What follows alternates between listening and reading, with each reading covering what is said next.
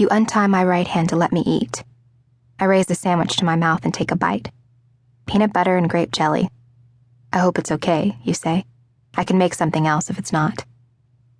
I've resolved to act like your best friend in the world until you let me loose, and I can get the hell out of here. It's actually one of my favorites from when I was a kid. I love PB&J's all warm and gushy from my lunchbox. You want another? You gesture towards the bag of bread, jar of peanut butter, and a squeezed bottle of jelly on the nightstand. Yes, please. I'm starving. You laugh and reach for the bread. You should be. You haven't eaten in over 2 days. I gasp and choke. You pat my back and grab the bottle of water. I chug it and cough a few more times. How long was I out? Since Friday night. It's Monday afternoon. I drop my sandwich and grip your arm. You have to let me call my mom. She'll be having a nervous breakdown by now. You take my hand and hold it between both of yours. She's fine. I've taken care of it.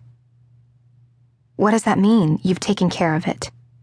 I'm squeezing your hand, holding on for dear life. You tuck my hair back behind my ear. Don't worry, Rachel. I've taken care of everything. She's not worried about you. Thoughts race through my head. I grasp for them, but they slip through my fingers. What did you do to my mother?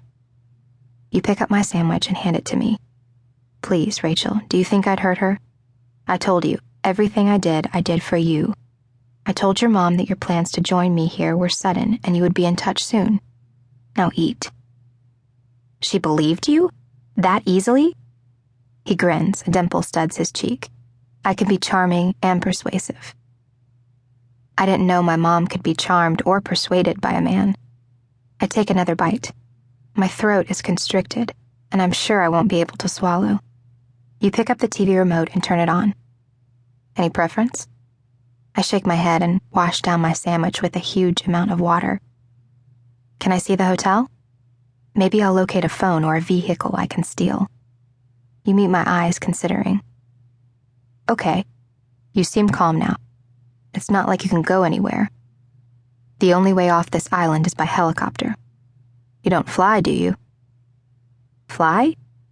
My head instantly aches. No, I don't fly. With my free hand, I gesture to my bound wrist.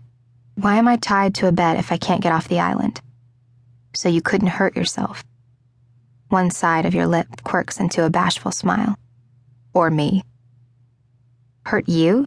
You're a lot bigger and stronger than me. I was afraid you might go crazy. I can't do anything but stare at you and blink. You abduct me, and you were afraid I might go crazy? You bite your lips, trying not to laugh. I never said I was good at this. It's my first time. You have to cut me some slack. I can't suppress a sharp laugh. It surprises me as much as it does you. Other than tying my wrists, you suck at this. You thread your fingers through your hair and rest the palms of your hands on your forehead. I should have never done it. I'm sorry. It was impulsive and stupid. You let your hands fall and lower to your knees beside me. Your fingers work quickly to untie my bound wrist. When it's free, you hold my hand and look in my eyes. I didn't know how to get you to come with me.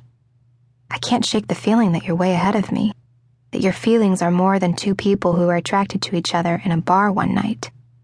How long have you been watching me? You take a deep breath and look down at my hand in yours. Since about a week after you turned down the job. I pull my hand from yours. Your touch isn't welcome. 3 months. That was 3 months ago. You nod, but won't look me in the eye. You're ashamed. I didn't peek in your windows or anything like that. I respected your privacy. Nobody has ever refused a project manager position at Hachette Enterprises. When you told me your situation and turned down my offer to relocate you and your mom, you let out a long breath and your eyes finally crawl to mine. My intention was to convince you, in person, to take the job.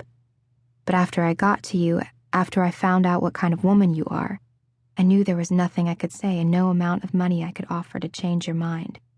I got desperate. I stare you down, want to make you flinch under my hard gaze. Your eyes hold steady on mine, up for the challenge.